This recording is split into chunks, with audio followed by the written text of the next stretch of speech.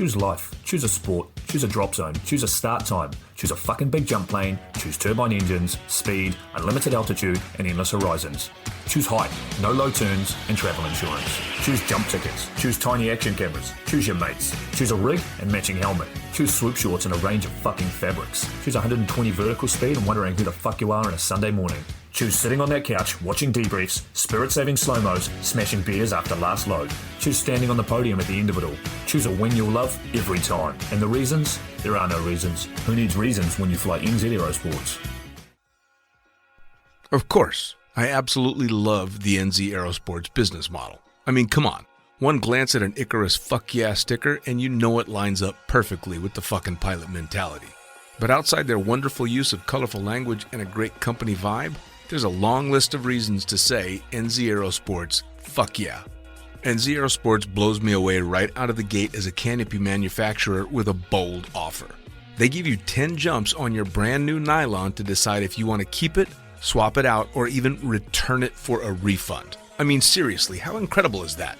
That's like getting halfway through a prom and deciding you prefer the slightly racier date that goes down faster. Seriously, they do that. If you're not madly in love with your new canopy after 10 jumps, they'll let you swap it out for another size or model, or even get your money back. And the range of canopies they've got? Man, they've got a style canopy to fit every jumper and every situation with models you know and trust, like the Sapphire 3, the perfect choice for the beginner or intermediate canopy pilot.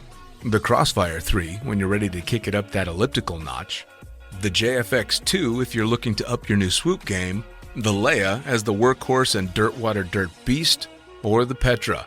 The Petra cranks out crazy power and is nothing short of a record breaker. But hey, it's not always about speed either. Take the Kraken. Built as a low pack volume canopy specifically with wingsuiting in mind, she gives you all the performance you're looking for with the reliability you need that'll have you itching for that next formation, rodeo, or puffy cloud. So the equipment is top of the line kick-ass stuff as you already know, but how about the team? Well, the customer service gang is there to sort you out whenever you need them. Maddie and Beto are always there to help with Jen holding the reins. They're available for you at sales@nzaerosports.com, and they've got a kick-ass live chat tool on the website if you're wanting to hit someone up right away. These are the crew you're going to want to talk to get those custom orders in. With the stock nylon, once you know what you want, they'll have that shit on a FedEx truck as soon as the credit card machine says approved and get you in the air in no time. For your custom orders, you'll be able to get a time frame for building and shipping when you design it, so get to it. And demos. They've got demos in the US available from their partner Rock Sky Market. The whole US demo fleet is there with Sapphire 3, Crossfire 3, Kraken, JFX2, and Leia canopies in a range of sizes. They also offer student and tandem demos in the US. Bottom line, every step of the way, NZ Aerosports is there to get you what you need, and I personally couldn't be happier to be teamed up with them here on Lunatic Fringe. And now, time to get started with Lunatic Fringe Into the Void, brought to you proudly by NZ Aerosports. Fuck yeah. Coming straight from the cockpit, it's another episode of Lunatic Fringe with the fucking pilot.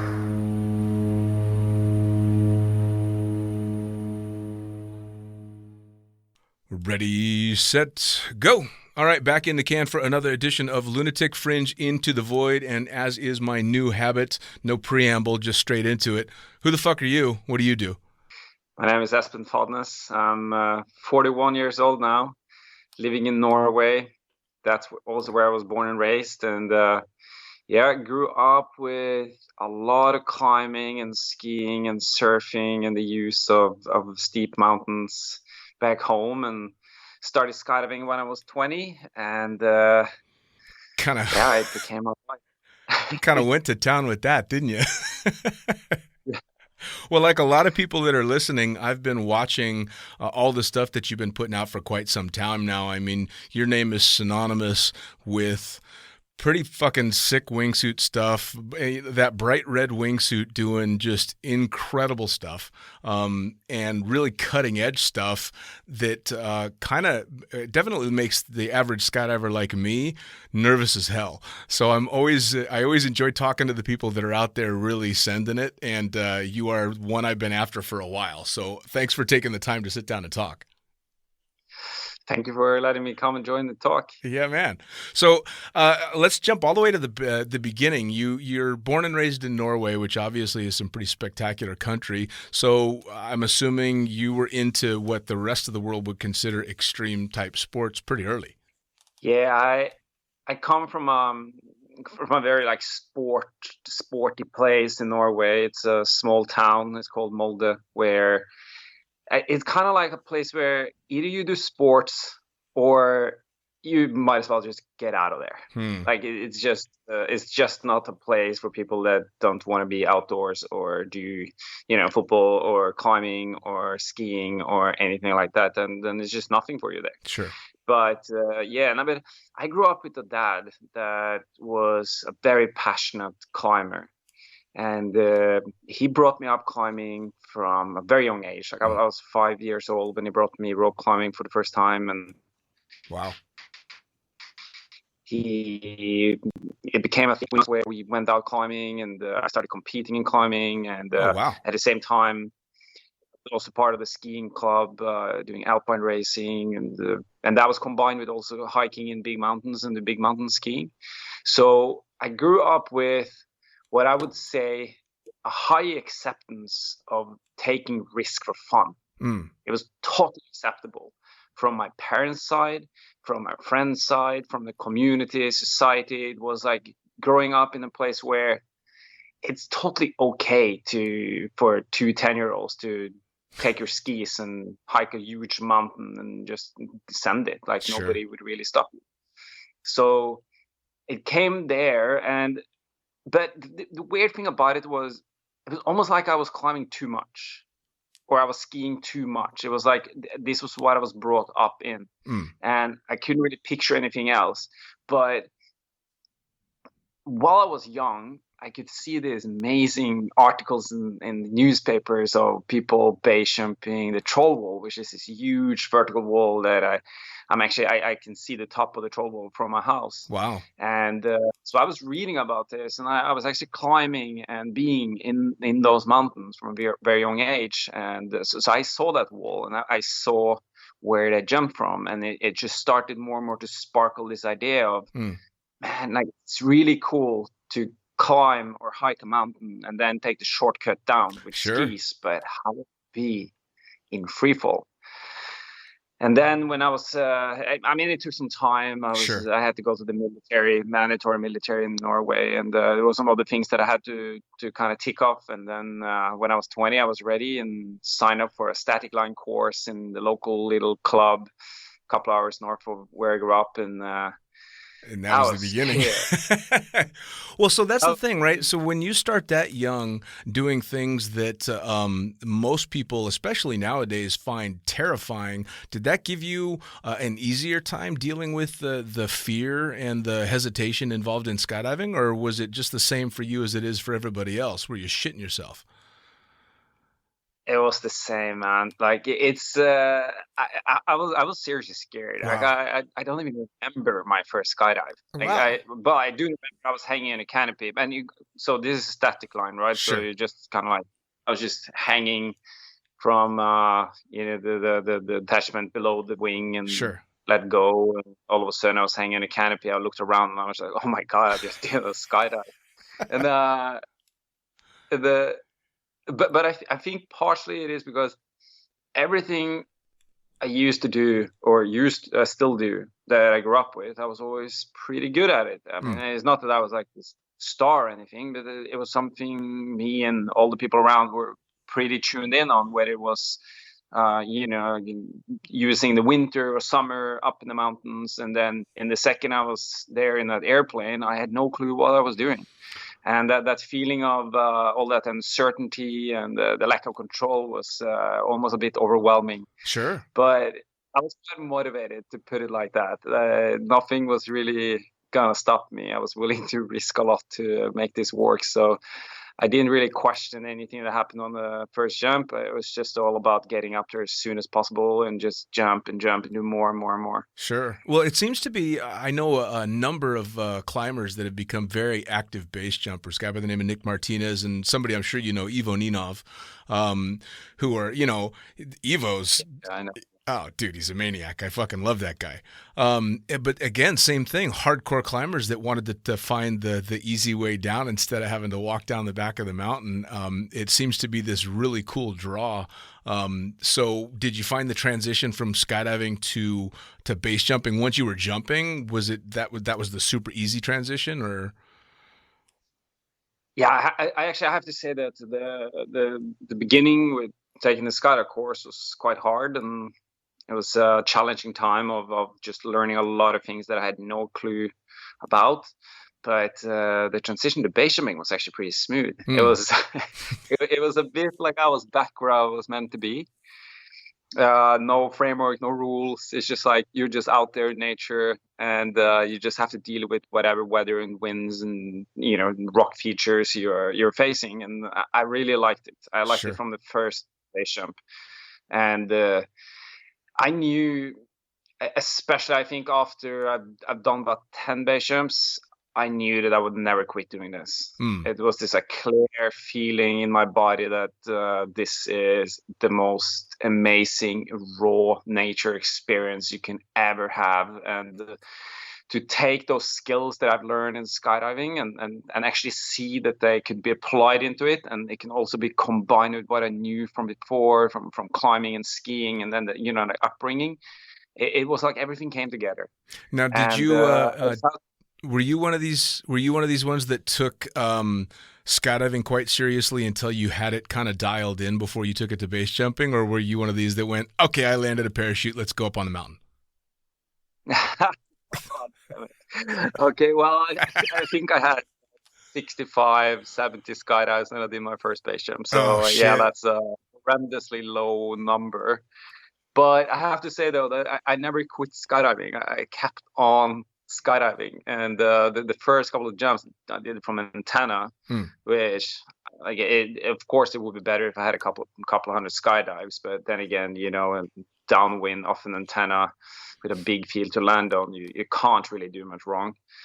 But when it comes to mountains and big wall jumping, for sure those numbers are way too low, and I'm lucky to be alive today, put it like that. I did a series of stupid mistakes.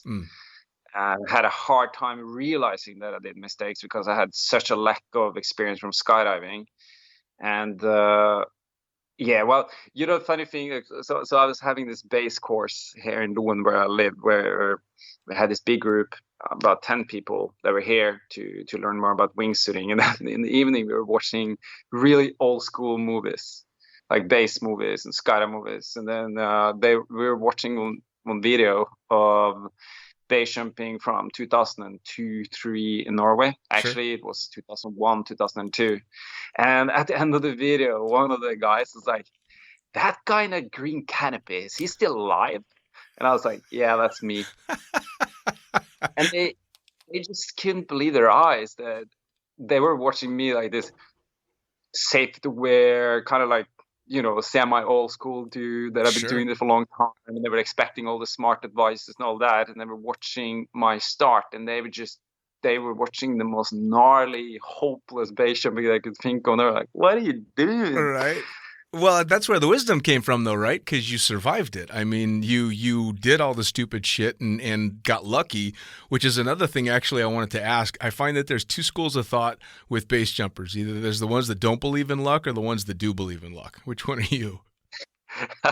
Well, I believe in luck because I don't know a single base jumper that have not had luck. Yeah. I mean, people that are alive today. I mean, we talk about this a lot, and we all have our fair share of stupid moments or moments of bad decisions, and they often happen, especially in the first 3, 4, 5 years of base jumping.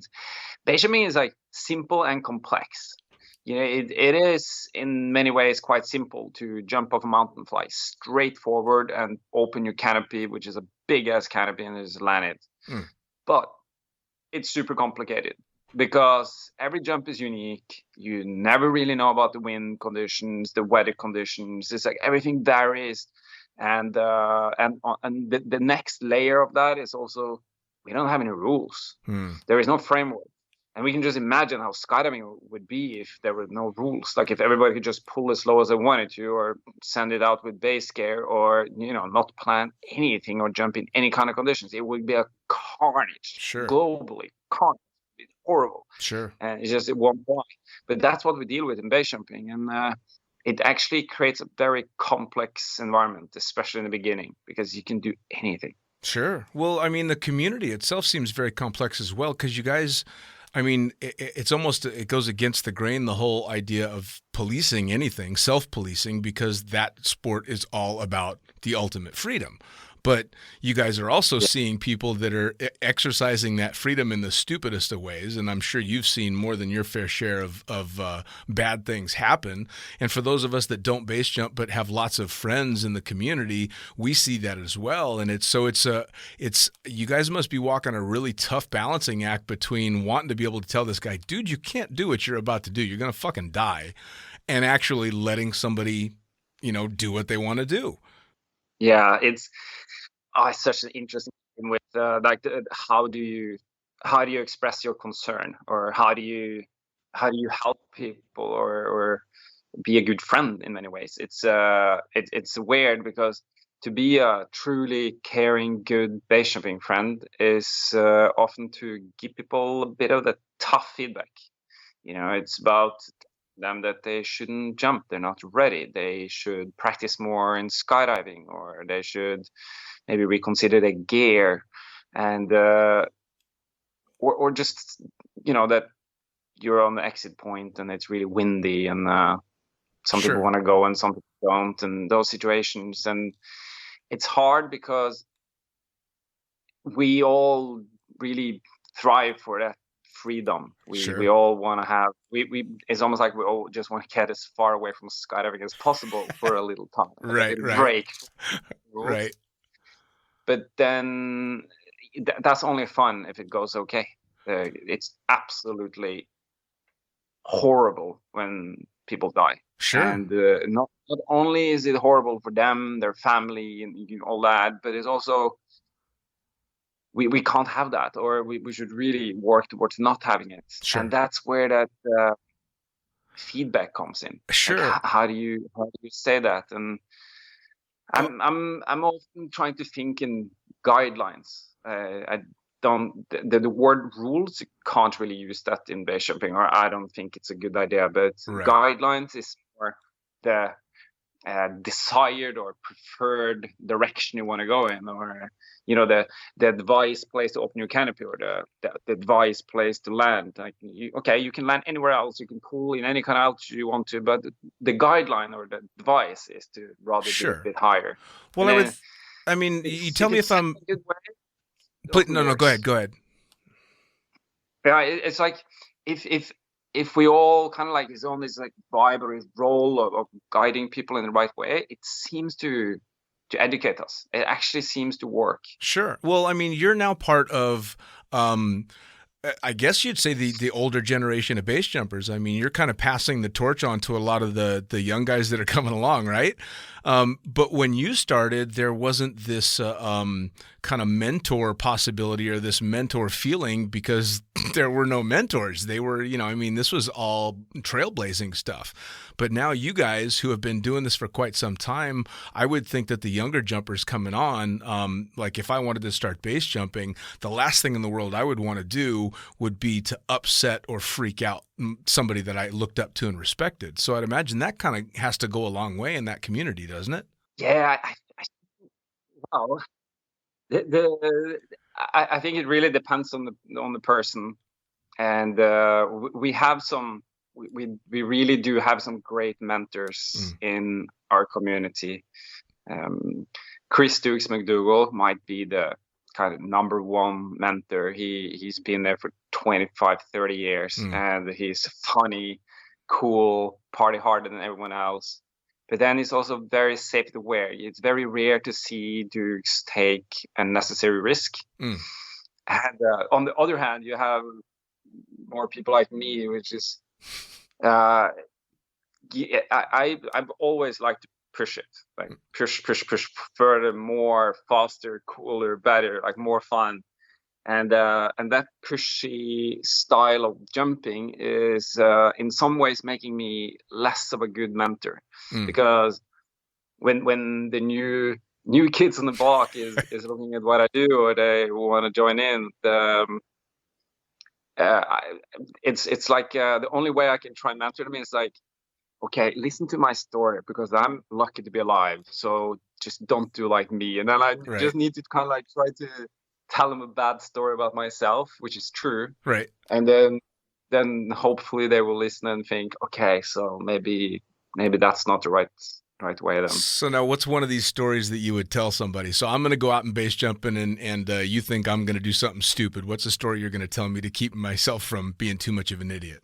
Oh, that many. I have so many stories of, I often say that my ego has always tried to kill me. And it's kind of hard to admit, but it's a reality of life. Sure. Every time I've injured, it's my ego that just told me to ski too hard or base jump too hard or something like that. Sure. One of the weirdest and stupidest stories of my life would be in 2001, when I decided that I really wanted to trek out a place called Karlskrona. And this is trekking with no trek pants or anything. It's just like hiking pants and a hoodie. Sure. And it's I think it was like 5-6 other people that have ever trekked it out, and they were all pretty dialed in, solid, experienced skydivers and base jumpers, and I was not.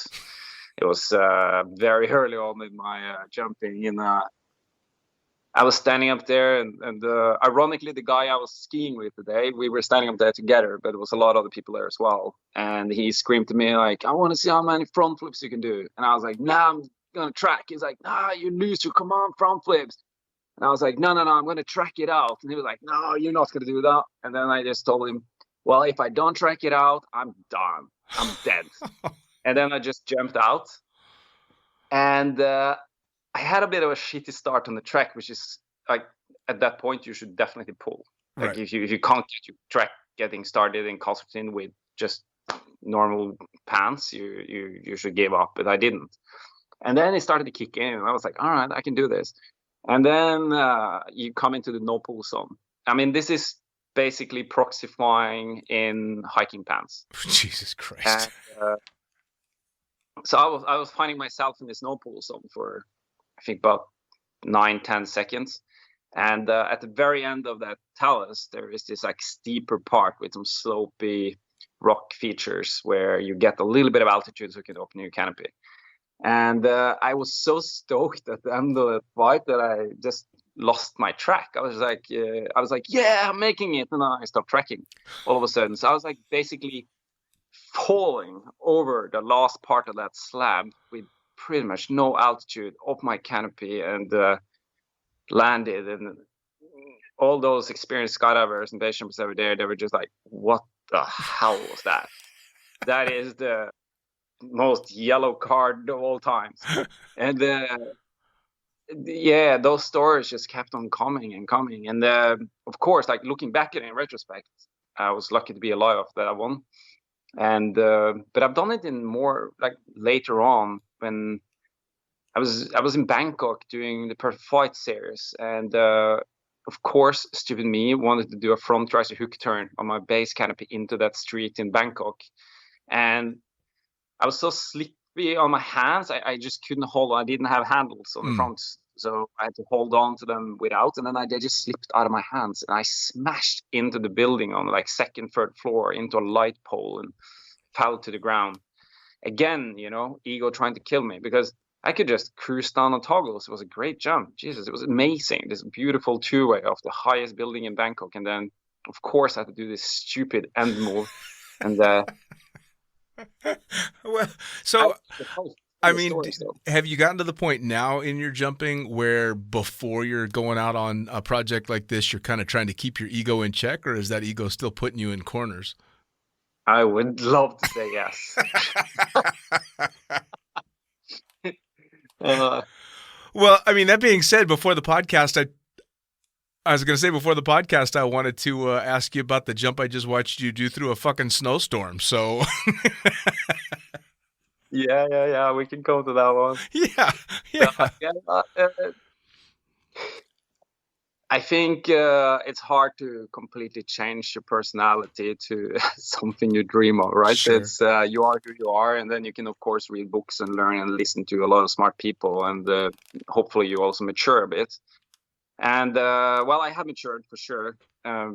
One of the things that I really see now compared to when I was in my 20s is that I really don't want to get injured. I've been injured a couple of times, and actually, my girlfriend got badly injured last year, broke her back and femur on a skydive, and it's like to see those processes when you get injured and the time it takes to come back, and also how badly it can affect you for the rest of your life. Sure. Like, I really love skydiving and base jumping, and I want to do it until I die of age. And if I am to do that, I just need to be a bit safer in how I approach things. Sure. And Well, the if my ego is smaller, but my awareness of safety is bigger, I think.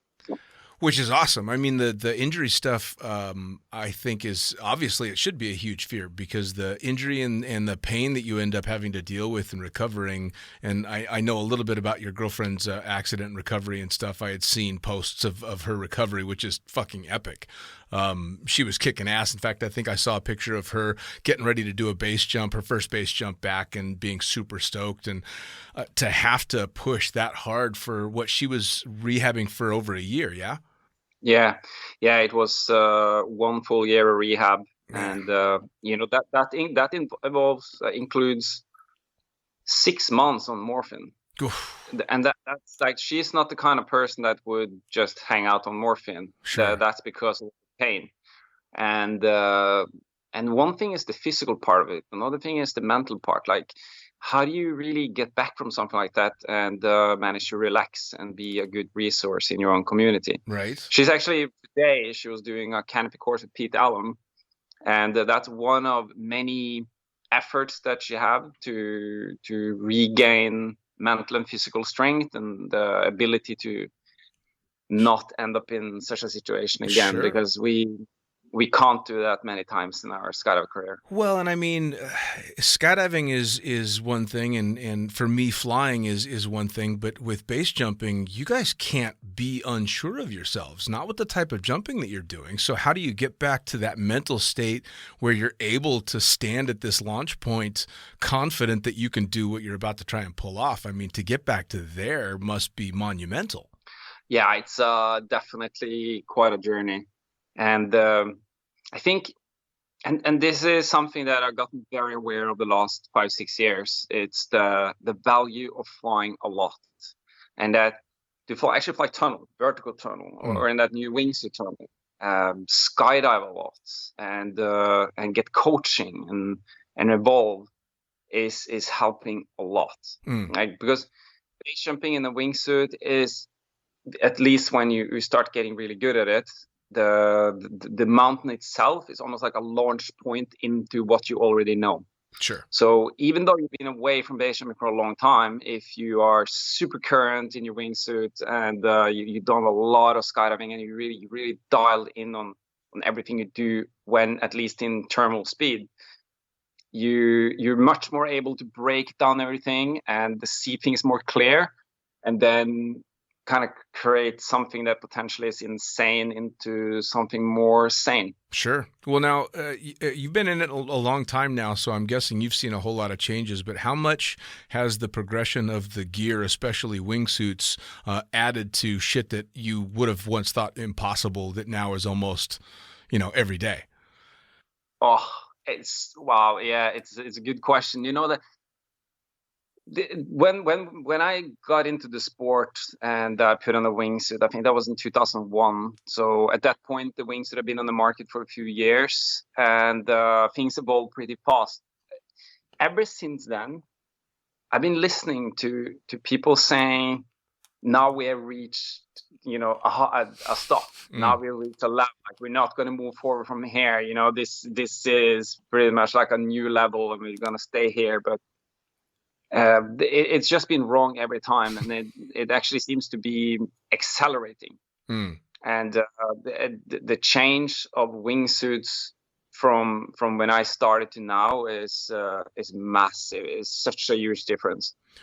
And I think it's gone through this like phases where around 2010-11 the truly big suits came, and that was a big game changer in like how much vertical altitude we needed to have to be able to start flying from exit points. That was a massive change. Where before that we usually looked at like, we need about 250 meters at least of vertical drop, and then the big suits started really coming, and that dropped to like 150, 160, and then up to today where people are. I mean, I jumped this place here last summer, and after 100 meters vertical, you need to be 30 meters horizontal, and that's not like compared to a lot of the exits that have been open in Colorado and some of the places in the States, for example. That's not even pushing it, and combined with that, it's also a lot of knowledge of the importance of winds, for example. How much better you actually take off if you have anabatic winds, like updraft coming, up on exit point, and that leads to, the choices of when do you really want to jump in the day, when is that updraft at its best, and how is that compared to the more laminar winds, like the larger conditions in the area, and all that has really changed. And when it comes to wingsuits, there was also another thing that happened, and that was in 2016, because that was the first. It wasn't the first year, but it was the second year of Red Bull Aces, and a lot of the manufacturers started pushing really hard to get a suit that could win that race, and especially Squirrel put huge resources into developing a race suit. It would be interesting to hear their story of how hard they worked to take something to the next level. Yeah. So they created the Squirrel series, and now today, 4 years later, a lot of other brands have also been catching up on that. But what happened in 2016 was the creation of and like this fine-tuned race suit that had the ability to flare. Like flare might be a weird word to use for you as a pilot, but gain rate. It was sure. that it had an ability to fly up again, and because it had such an agile performance in it, it just created this fighter plane to fly, and that turned the whole sport, whether it was skydiving or base jumping in the wingsuit, turned it much more dynamic. Everything just went from static to really go in all kinds of directions, and since then, interestingly, the whole pace of the sport and how we fly has just increased massively.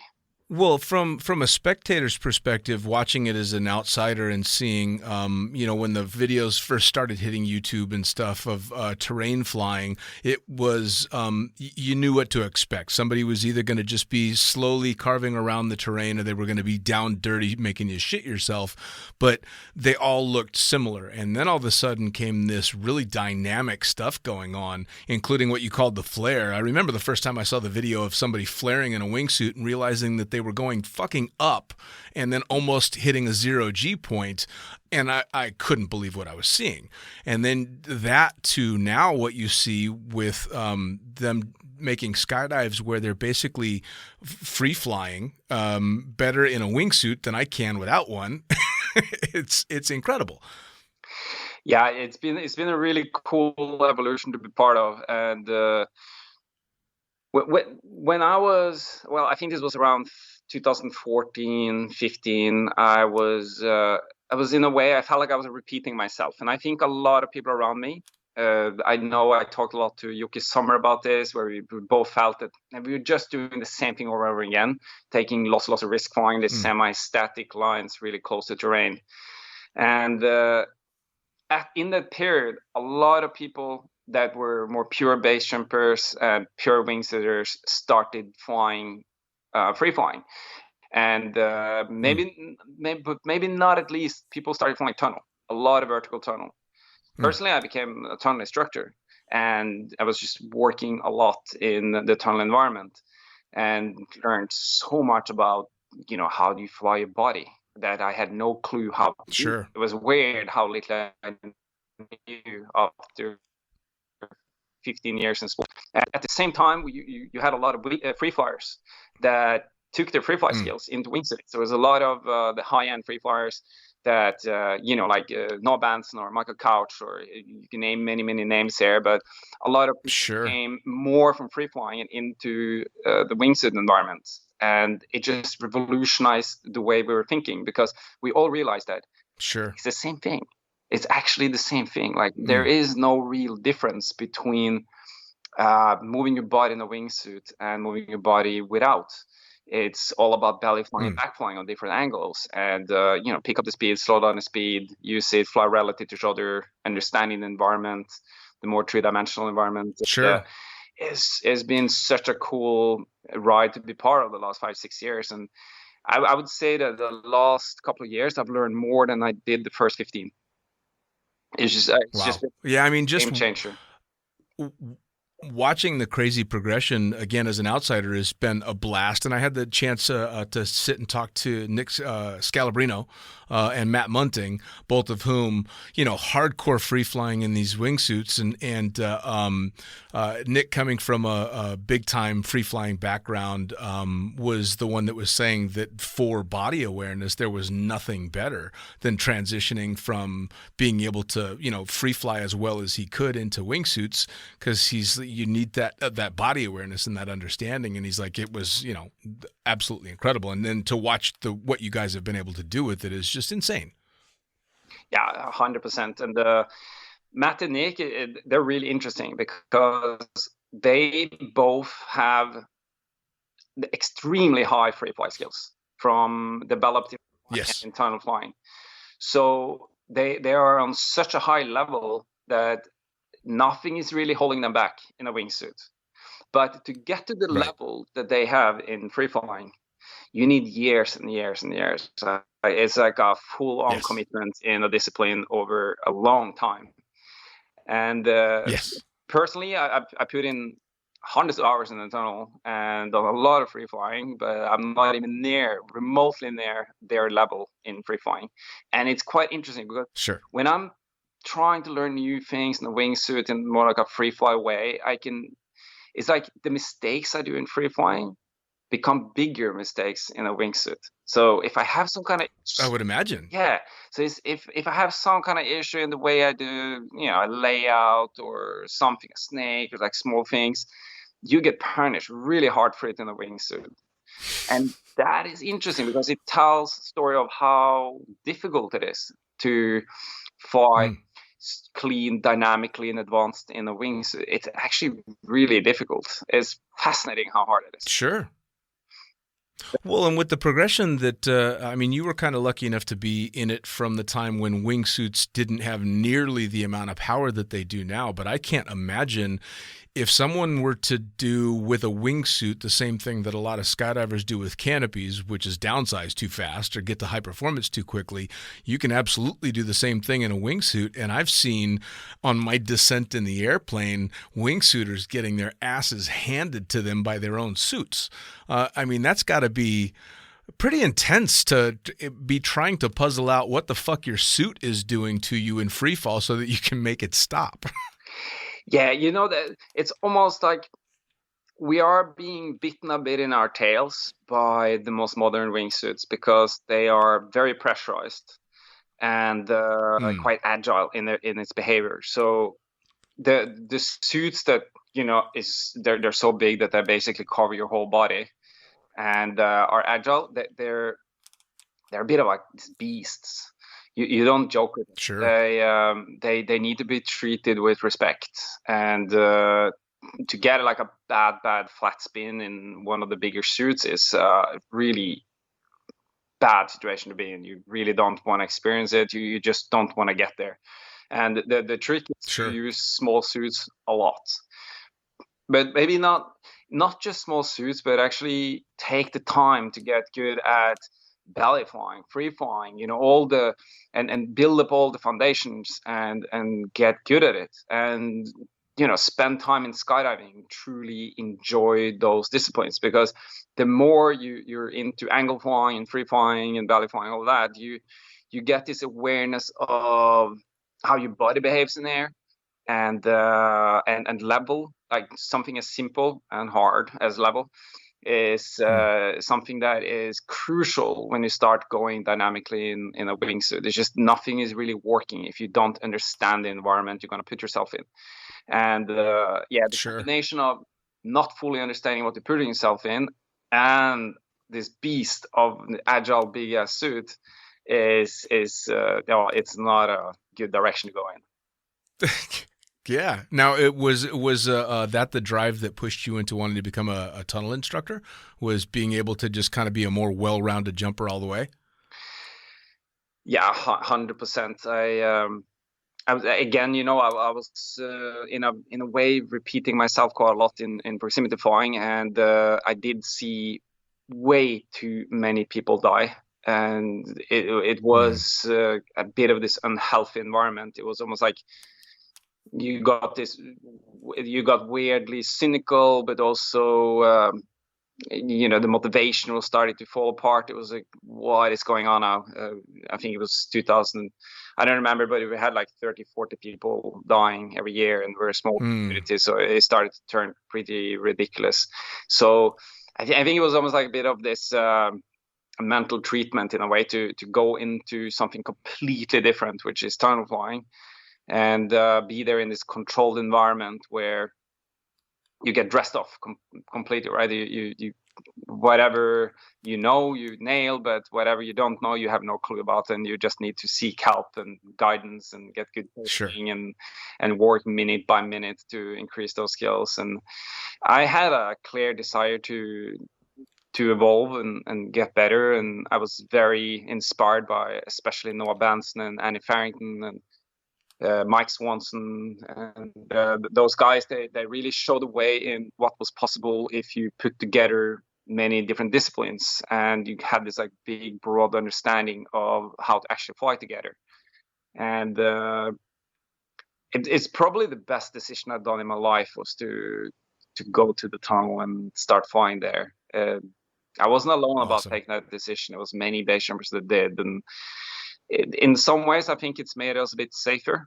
We now today, it's almost like when we go base jumping, it's not about flying as close as we can to terrain. It's more about a line we want to fly, where we want to put in some more dynamic and fun things that we have practiced a lot in skydiving, and then it makes more sense to stay a little bit further away, because then you get a little bit more of that mental capacity in the moment, and you rather use that capacity to be very accurate and run the base jumps like you would if you have a larger formation skydiving and everything needs to be dialed in on the ground. Walk the jumps, practice them, and then go up and do them. And we've been able, a lot of us been able to put that into base jumping, and it's a good feeling of mastery when you have a fairly advanced plan, which is also very detailed, where you want to exit in a very specific way, where everybody's timed perfectly on exit, and you want to fly exactly that specific line, do those specific moves, and then you want to open your canopy in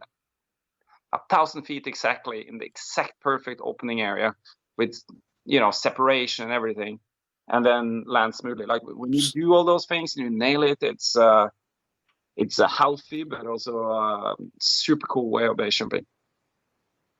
Oh, it's got to be. Now, with stuff like that, I mean, I've seen some of these videos now, and especially because of the suits, you guys are able to do these ridiculously long runs, and flying through terrain that to the naked eye looks like it would be impossible to navigate. How are you guys mapping these out? I mean, I know you're trying to find exit points that allow for the vertical drop until you can start flying, but are you using computer mapping and stuff like that to be able to find these amazing routes, or are you finding them in the air, or how's that work?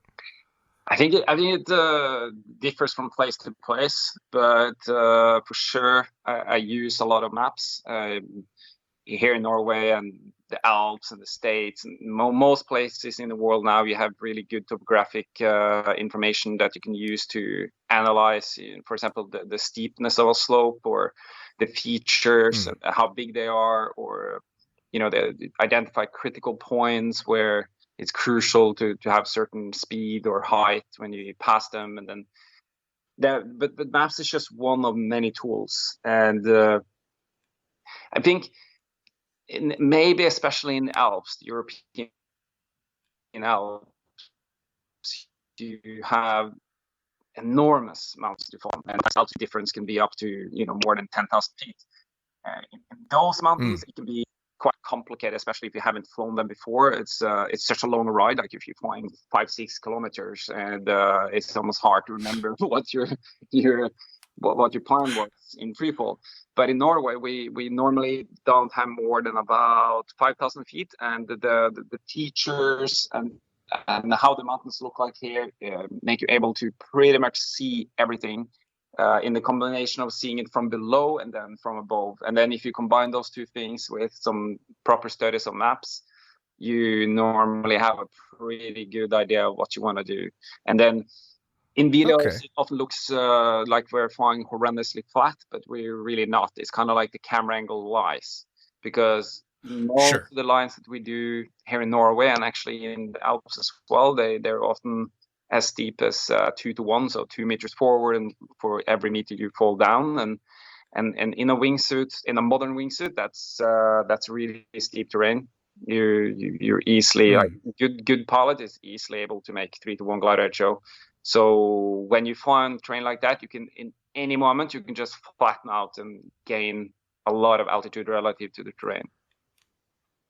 Sure, and get away from it. Yeah. Now, speaking of terrain and different jumps and stuff, tell me about the snow jump. I got to hear about this, because I watched that video and I went, "Are you fucking kidding me?" They're in the snow. Come on. So I live in a place, Loen in Norway, and got a cable car here. It's a cable car bringing you from the fjord and up to the top of a mountain at about 3,000 feet. And it's just outside my window here. I live there, and I jump it a lot, like hundreds of times, and I'm very used to it and quite comfortable with it. Now, the beauty of the cable car is you're basically indoor all day. You're just outside for a few minutes flying, and then you're just back indoor again in this warm, comfortable restaurant environment. So it's a very odd way of base jumping. And there are two things we need for a base jump here. I'd say it's you need visibility and you need decent wind conditions. And you can totally have a lot of snow and still have good visibility. That's no problem. Sure.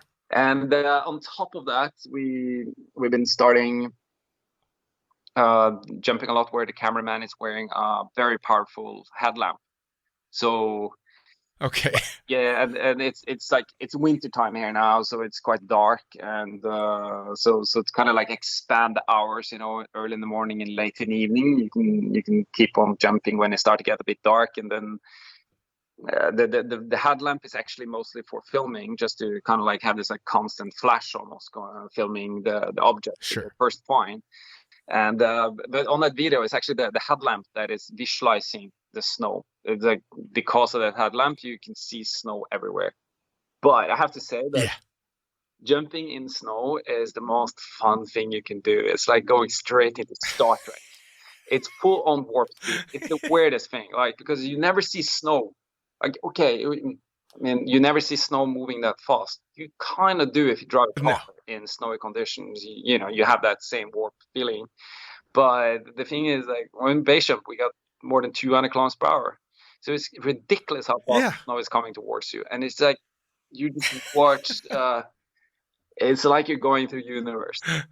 It's fun. Yeah, I mean, watching that video was insane, and I was trying to picture what it must have been like from your guys' perspective, because the camera is kind of looking sideways, so you see the snow coming past at a different angle, but of course you're looking straight ahead, and I was trying to wrap my head around that, and because I know what it's like flying a plane through a rainstorm, and you kind of get a similar effect, but I couldn't imagine.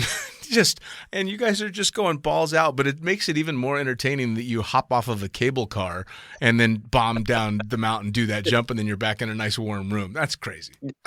Yeah. So We actually been talking a lot about doing this much more. So because the snow conditions on that video was very light snow. I wouldn't call that heavy snow. And so we really want to do it on like the perfect day when it's like you can still see the ground, you can still see the line, but it's like solid amounts of snow in there. And I think that could be an amazing experience. you'd come down looking, your leading edges would all be covered in snow and ice. Full icing. Yeah. It's gonna be icing. That's wild. Now, so here's a random airplane question for you. How much are you going to be affected flight characteristic wise if you're picking up a bunch of ice and snow on the leading edges of that suit? Because it's gonna fuck with the airflow. Well, I guess we'll see. No, That's what I think. We actually talked about this because I've had that experience in skydiving, where I was, after separation, we flew from clouds, and it was a really cold springtime in Voss in Norway, and it was like the whole leading edge was stiff of ice. It was weird. It Sure. wasn't unsafe, but it was definitely this like weird feeling of wow, I'm just covered in ice there. But Yeah, that's crazy. I think that Go ahead. the advantage that we have is that we have soft wings. So Yeah. it can be, it can end up with a lot of snow on the leading edge, but you can always just kind of shake it off in free fall. You out there and shake it off, and then and it's totally fine. It's funny because I've never made a base jump. I've not even done a wingsuit jump, and they're both very appealing to talk about, and the idea of them is very appealing to me, but I'd never fucking do it. It's just that's that bridge too far for me. But I'm so intrigued by what goes into it, and I understand the principles behind it, and I really, really appreciate the aesthetics of it and what you guys have done over the years. There's just I'd never be able to do it. So I love being able to talk to people that are doing this shit because I get to live vicariously through you guys. So, what do you have any big projects that are coming up next? Anything that you've been wanting to try that haven't been able to yet?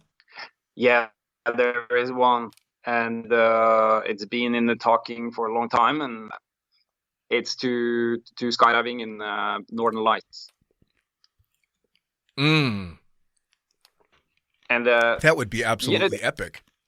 Yeah, it's been this thing. We've been talking about it, and we were meant to do it last year, and then we didn't get the conditions. And the thing with it is it's really challenging logistically. So it's just a skydive. Okay, it's a nighttime skydive, or at least in the almost dark time, and that adds on a little bit. And of course, it's winter time, so it could potentially be -30, -25. It can be really cold, but that you can deal with that. It's all about being well prepared equipment-wise. But the challenge is to actually manage to be in a helicopter or airplane, jumping out when it happens with the camera gear that works and that everything is set up correctly. Because the Northern Light is often it appears. And then it's there for just like, it can be half an hour, it can be an hour, but it's not lasting for a long time. And it's really hard to predict and know exactly when it's happening. They do have some forecasting on it, but you need to be basically standby through the winter. And you need to have all the logistics prepared, everything ready. And then in the second you see, whoa, it's happening, then you go. And then when that forecast for Northern Lights is happening, you also need blue sky, or open clear sky. You need the right to the wind conditions, and so it's a really tricky project, but we hope to do it this year. We really hope, and we have pretty much everything ready, so that would be a dream. I mean, that's pretty wild. What are you on standby for? The Northern Lights. Yeah. We're waiting for this shit to kick off so we can go. I mean, when you got started in all this stuff, did any of the stuff that you're doing these days ever cross your mind as possible when you just got started in skydiving? Because you're doing stuff that people pull up on, on whatever, Facebook or on YouTube, and they're watching these videos just blown away. But this is stuff that you do all the time now. But I mean, do you ever just look around and go, I don't believe this shit? I couldn't imagine the efficiency of the wingsuits and the way we fly today. I could not imagine that in the beginning. But I came from skiing and a lot of big mountain skiing, and back then in 2000 skiing, it was I was part of a larger crew that was doing a lot of filming. We were doing ski movies and we were competing. In that community, it's all about the line you ski. It's about seeing a mountain, plan the most beautiful line, and then ski it. Sometimes it tricks and moves in it, or it can be like super high speed or big cliffs to drop off. But it was all about thinking, how do I shape my piece of art down this big mountain? And that mentality of creating a line, I really kind of brought that with me into the way I was thinking around base jumping. And I've always been like dreaming and picturing ever since the beginning of what kind of lines can we do? Like, how can we solve this piece of puzzle of a mountain? Like, how can we fly it down? How can we add on cool moves together? And how can we create a piece of art, like a beautiful video that is screening, showing, showcasing something that I find it absolutely incredible to base jump. It's the coolest thing I can think of. Well, I mean, again, being able to sit back and watch it all, I'm in awe on a very regular basis. And one of the coolest things about being able to watch all of this stuff and technology being what it is and giving us access to watch you guys do this, it's also the fact that a lot of the people that I watch doing these things are friends of mine that you get to sit back and it gives you as a spectator, almost a sense of ownership in what's going on, because you get to go, I know that fucking guy. Look at him go. And it's so you're super proud of your friend's accomplishments. So it's always amazing when you see this next level, because you're thinking, oh God, what are they going to do next? And it's a little bit of nervousness too, because obviously it's a dangerous progression. But I think I'm finally kind of seeing the change in not seeing as much terrain stuff going on. Kind of has people like me taking a deep breath and going, okay, I feel a little bit better now, But it's nice being. It is a dangerous game, and it's always going to be. And I catch myself several times, in regular life where I'm thinking, oof, I get this like feeling inside myself. It's kind of semi-uncomfortable feeling of all the risk that me and my girlfriend and all my friends are putting us in. And the only solution I have for that feeling, or that I have for us and myself, is to be very motivated and jump a lot and be particular and fly tunnel and skydive and just be super current and be totally dialed in with what we do.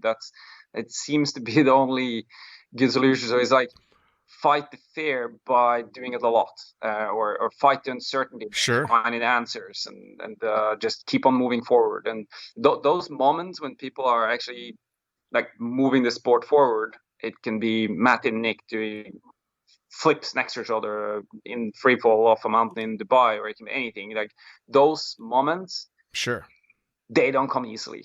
It's like now today with the level we have, people are putting in so much work before those moments comes, and I have massive respect every time I see something like that happens, because I know how hard they work to get there, and when they do something like that, they actually they bring something new into the sport, and then that is going to drag the rest of us with them. So they just like inspire the whole community, and all like, whoa, boom, and there we go.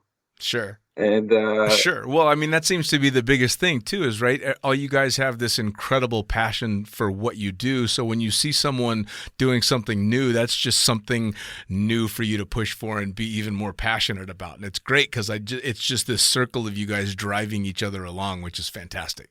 I love it. Yeah. I So really love it. now, do you offer? I know you're a wind tunnel instructor. Do you offer base courses, wingsuit courses, stuff like that? Yeah, it's been a bit on and off. I'm mostly coaching skydiving. That's Okay. just turned into the thing I enjoy the most, is to do one-on-one and group coaching in skydiving. I've done some wingsuit-based courses here in Lund, and we were meant to do it last year, but Corona. So not Sure. a lot happened in 2020, but I'm open for especially one-on-one coaching in Lund and in the surroundings here. We're helping, mentoring people, getting better in wingsuit base jumping especially. And I do quite a lot of coaching in the wingsuit tunnel in Sweden. And that's heaps of Awesome. fun. That's a fun place to be. And general be. guiding as well, like just help people to find the right exits and analyze their skill sets and experience, and give good advices and join people to beautiful exit points that fits their level. That's Awesome. Now, how do people find you on social media? How do they find you if they want to get some of that coaching? How do they track you down? the best way to track me down is either through my Facebook, which is in my name, Espen Fadnes, or on Instagram. That's my name straightforward as well, Espen Fadnes. And and just direct message you there and say, hey, I want to learn how to do some of this shit. Absolutely. And then awesome. we can talk, and then we can go and skydive and have fun together. Awesome. Espen, man, I tell you what, I can't thank you enough for taking time. I know you were just in the mountains and came back just to do this with me, so I really, really appreciate you taking the time, man. It was fucking awesome talking to you. What a great hour. It was fun. It's not often that I bring back all those old memories, and thank you so much for great questions and a good time. No, thanks for sharing them, man. We'll talk to you soon. Talk soon. See ya. All right, once again, that's another edition of Lunatic Fringe Into the Void in the Can, brought to you as always by the greatest magazine in the known universe. That's right, Blue Skies Magazine. Head on over to blueskiesmag.com. Also brought to you by pussfoot.com. That's pussfoot.com, the Extreme Sports Collective. Go check it out. Brought to you also by Summit Parachute Systems, a badass pilot rig by a badass rigger, Jarrett Martin, who's also going to teach you how to be a rigger if that's your thing as well. Go to summitparachutesystems.com and check them out. As for me, I am the fucking pilot. Always here, thefuckingpilot.net, where you can get links to this and all the previous podcasts, as well as both of the books that I've written, the Blue Skies Mag's Fucking Pilot book and the Accidental Stripper, available in digital and print. Once again, thanks. We'll see you next time.